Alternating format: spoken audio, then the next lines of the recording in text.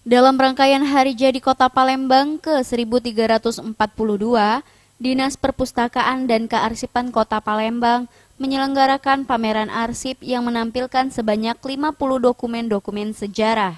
Koleksi arsip penting dan mengedukasi masyarakat tentang pentingnya kearsipan serta peran arsip dalam sejarah.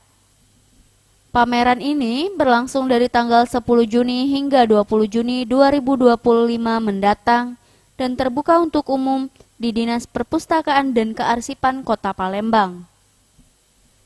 Sekretaris Dinas Perpustakaan dan Kearsipan Kota Palembang, Al-Hidir menyampaikan, dengan diadakan pameran ini akan dapat membuka wawasan masyarakat umum tentang sejarah.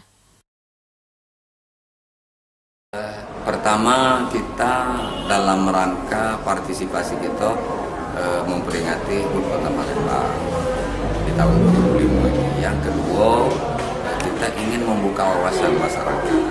Ini kan terbuka untuk umum dan akan kita selenggarakan sampai tanggal 20-an ya. Jadi terbuka untuk umum. Di sini adalah gambar bercerita, cerita bergambar. Kemudian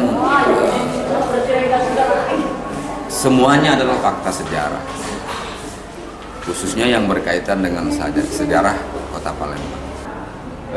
Kurang lebih ada 50-an ya, ada 50-an foto seperti ini yang nanti akan kita pajang.